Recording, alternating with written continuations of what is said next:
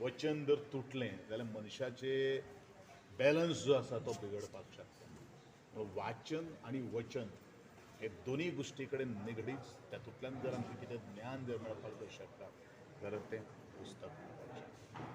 आणि पुस्तकांतल्यान अश्यो बऱ्योचश्यो प्रेरणादायी अश्यो गोश्टी आज बरेचशे लेखकांनी मांडिल्ल्यो आसात. आणि हांव तुमकां म्हजेंच जर उदाहरण जर हांव तुमकां घेवपाक जर हांव सदांच व्यक्त करता, पुस्तकांची शब्दांतल्यान प्रेरणा घेवनूच आज हांव आमदार जाल्लो आहा.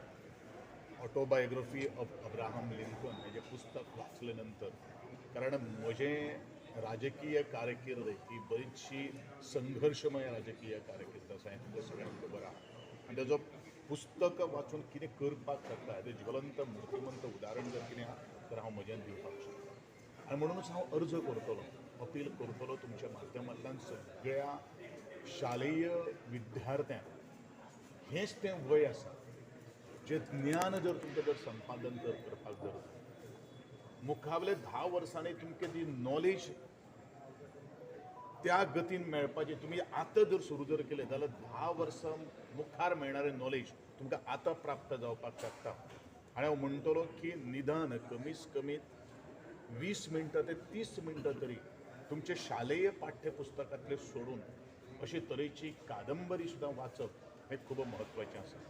आनी ल्हान माणकुल्या भुरग्यांक हांव नमूद करतलों की शिवाजी सामंताचें मृत्युंजय हें जी कादंबरी जी आसा, किंवा शरद तांदळे हेजें एक पुस्तक आसा आमचा बाप आणि आम्ही.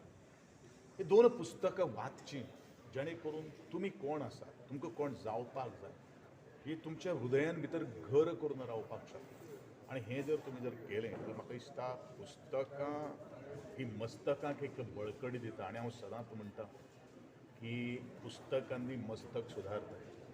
जे मस्तक सुधारलेलं असते ते कुणापुढेही नतमस्तक होत नसतं. पाठीसा कणा ताट ठेवण्यासाठी प्रत्येक माणसाने पाठीसा कणा ताट ठेवणं अत्यंत महत्त्वाचं आहे.